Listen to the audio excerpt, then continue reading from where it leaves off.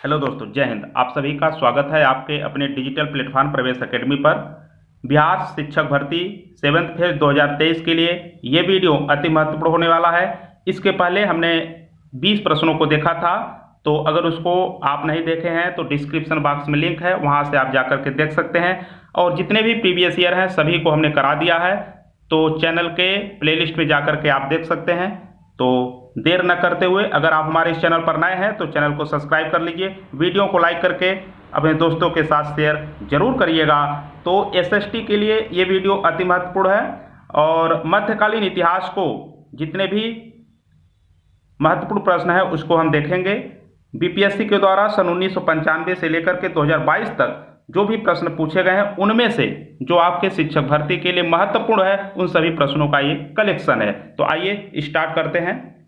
First question से लेकर के 20 क्वेश्चन तक हमने करा दिया है, उसको आप डिस्क्रिप्शन बॉक्स में लिंक है, जाकर के देख लीजिए। 21 है, निम्नलिखित में से किस सुल्तान के दरबार में सबसे अधिक गुलाम थे? बलबन, अलाउद्दीन खिलजी, मोहम्मद बिन तुगलक, फिरोज तुगलक। तो 21 का आपका डी हो जाएगा, फिरोज तुगलक आपका करेक्ट आंसर है। तो आइए नेक्स्ट क्वेश्चन देखेंगे। 22, निम्नलिखित में से किस सुल्तान ने फलों की गुणवत्ता सुधारने के लिए उपाय किए? मोहम्मद बिन तुगलक, फिरोज तुगलक, सिकंदर लोदी, शेरशाह सूरी। तो 22 का बताइएगा कौन सा आंसर हो जाएगा। आइए थोड़ा सा देख लेते हैं।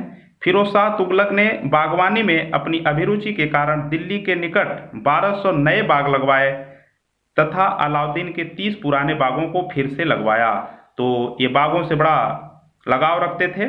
तो 22 का आपका बी सही हो जाएगा, फिरोज तुगलक आपका करेक्ट आंसर है। आइए 23 है, फारसी यात्री अब्दुल रज्जाक भारत में किस राजा के शासनकाल में आया था? Devaraya first, Krishna Devaraya first, Devaraya second, Krishna Raya second. इनमें से कोई नहीं या एक से अधिक उत्तर। तो ऐसा ऑप्शन बीपीएससी में बहुत पूछा जाता है। तो 23 का सी आपका करेक्ट आंसर हो जाएगा, देवराय सेकेंड के शासनकाल में आया था। 23 का सी आपका करेक्ट आंसर है। फारसी राजदूत अब्दुल रज्जाक संगम वंश के सबसे प्रतापी शासक देवराय सेकेंड, जिनका कार्यकाल 1422 से लेकर के 1446 ईस्वी तक था, इनके शासनकाल में विजयनगर आया था। उसने अपने यात्रा वृत्तांत मतला उस सदाइन व मल्ज उज बहरीन में देवराज सेकंड के शासनकाल का वर्णन किया है। तो आइए क्वेश्चन नंबर 24 देखेंगे। तैमूर के आक्रमण के बाद भारत में किस वंश का राज्य स्थापित हुआ? लोदी वंश, सैयद वंश, तुगलक वंश, खिलजी वंश। तो 24 का आपका बी करेक्ट हो जाएगा, सैयद वंश आपका करेक्ट आंसर है। तैमूर का आक्रमण था ये 1398 ईस्वी में हुआ था। तुगलक शासक को कमजोर कर दिया था 1412 ईस्वी में। नसीरुद्दीन की मृत्यु के साथ ही तुगलक वंश का अंत हो गया था। आइए 25 है, निम्नलिखित में से किस सुल्तान ने एक नगर बसाया जहां अब आगरा है? तो कहाँ नगर बसाया था जहां अब आगरा के नाम से जाना जाता है, यानी आगरा शहर वर्तमान में है। तो 25 का डी आपका करेक्ट हो जाएगा, सिकंदर लोदी इसका करेक्ट आंसर है। 17 जुलाई 1489 को निजाम खां सुल्तान सिकंदर शाह के नाम से सिंहासन पर बैठा। वह लोदी वंश का महानतम शासक था। 1504 ईस्वी में सिकंदर लोदी ने राजस्थान के शासकों पर नियंत्रण के उद्देश्य से यमुना नदी के किनारे आगरा नामक नवीन नगर बसाया और इसे अपनी राजधानी बनाया। तो जो आगरा नामक शहर बसाया था उसे ही अपनी राजधानी बनाया था। आइए 26 है, विजयनगर साम्राज्य के संस्थापक कौन थे? विजयनगर साम्राज्य के संस्थापक कौन थे? देवराय फर्स्ट, कृष्ण देवराय, हरिहर बुक्का, वीर नरसिंह राय। उपयुक्त में से कोई नहीं या एक से अधिक उत्तर। तो 26 का सी आपका करेक्ट हो जाएगा, हरिहर बुक्का आपका करेक्ट आंसर है। थोड़ा सा देख लीजिए इनके बारे में। विजयनगर साम्राज्य की स्थापना मोहम्मद बिन तुगलक के शासनकाल में वर्ष 1336 ईस्वी में हरिहर एवं बुक्का नामक को दो भाइयों द्वारा किया गया था। इस राज्य की राजधानी हम्पी थी, जो कि तुंगभद्रा नदी के किनारे स्थित थी। तुंगभद्रा नदी के किनारे स्थित थी। तो आइए 27 है, विजयनगर के उस पहले शासक की पहचान करें जिसने बहमनियों से गोवा को छीना था। विजयनगर के उस पहले शासक की पहचान करें जिसने बहमनियों से गोवा को छीना था, यानी बहमनियों से गोवा को छीना था, उसकी आप पहचान करिए। 27 का हरिहर 1, हरिहर 2, बुक्का 1, देवराय 2। तो आपका 27 का बी करेक्ट हो जाएगा, हरिहर 2 इसका करेक्ट आंसर है। आइए क्वेश्चन नंबर 28 देखेंगे। तो दोस्तों उसके पहले अगर अभी तक चैनल को सब्सक्राइब नहीं किए हैं तो चैनल को सब्सक्राइब कर लीजिए, क्योंकि ये चैनल आपके शिक्षक भर्ती के लिए बिल्कुल डेडिकेटेड है और जो भी मेहनत हो सकेगा आपकी तैयारी के लिए मेहनत किया जाएगा और आपको अच्छा से अच्छा कंटेंट पहुंचाया जाएगा। कोई भी प्रश्न अपने मन से नहीं, जो बीपीएससी के द्वारा पूछा गया है वो सभी कंटेंट आप तक पहुंचाया जा रहा है और इसी को बेस बना करके प्रैक्टिस सेट भी आप सबके बीच लाया जाएगा। इसलिए चैनल से जुड़े रहें, अपने मित्रों को भी जोड़ते रहें। आइए 28 है, विजयनगर के राजा कृष्णदेव राय ने गोलकुंडा का युद्ध किस राजा के साथ लड़ा था? कुली, कुतुब शाह, कुतुबुद्दीन ऐबक,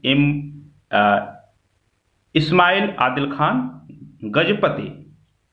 तो 28 का बताइएगा। तो विजयनगर के राजा कृष्णदेव राय ने गोलकुंडा का जो युद्ध लड़ा था वो कुली कुतुब शाह के साथ लड़ा था, इसलिए 28 का ए आपका करेक्ट हो जाएगा। 28 का ए इज राइट आंसर। आइए 29 है, विजयनगर साम्राज्य के वित्तीय व्यवस्था की मुख्य विशेषता क्या थी? अधिशेष लगान, भू राजस्व, बंदरगाहों से आमदनी, डी है मुद्रा प्रणाली। तो 29 का बी आपका करेक्ट हो जाएगा।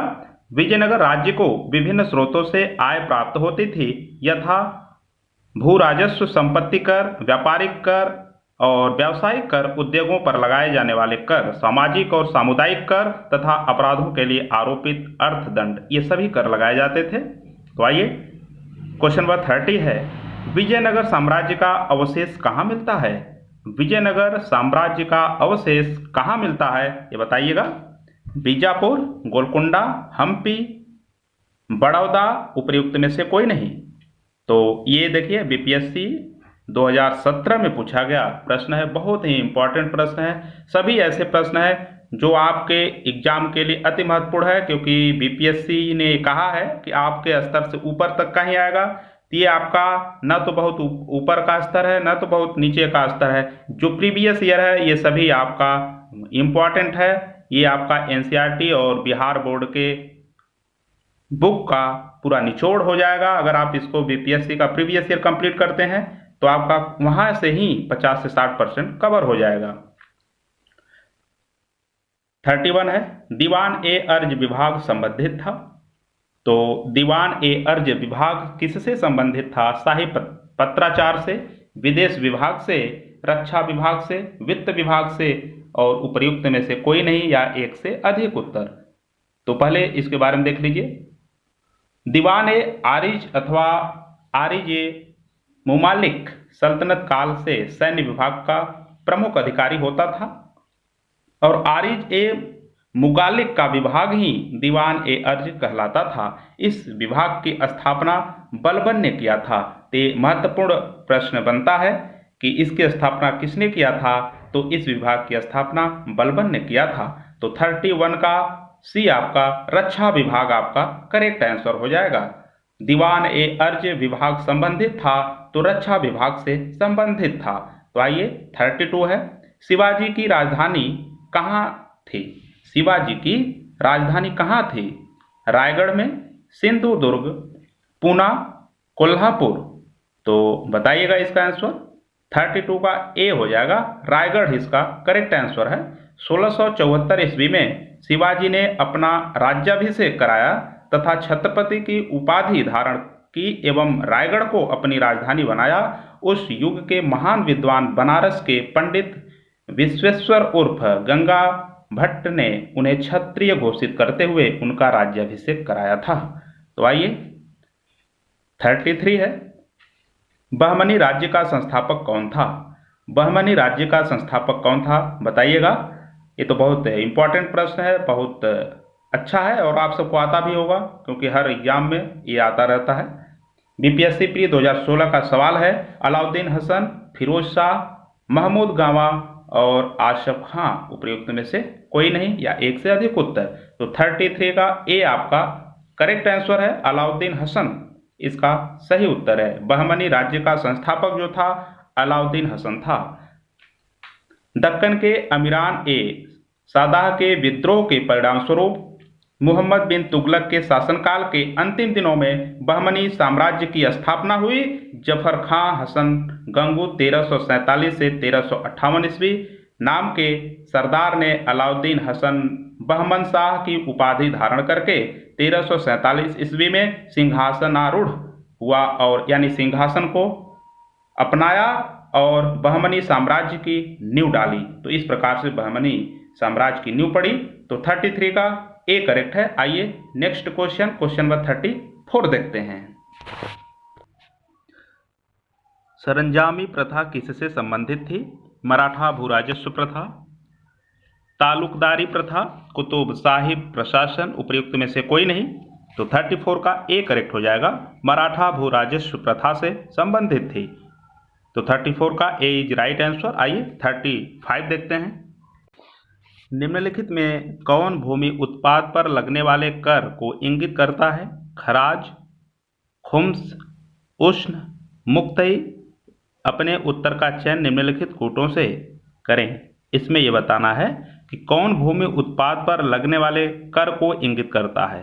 तो लगने वाले कर को कौन कौन बताता है यही आपको बताना है। तो फर्स्ट खराज ये होता है और आपका खुम्स ये नहीं होता है, उष्ण ये होता है, मुक्तई होता है। तो 35 का डी ऑप्शन में आपका सब मिल रहा है। फर्स्ट, थर्ड और फोर आपका करेक्ट आंसर है। 35 का डी इज राइट आंसर। आइए 36 देखते हैं।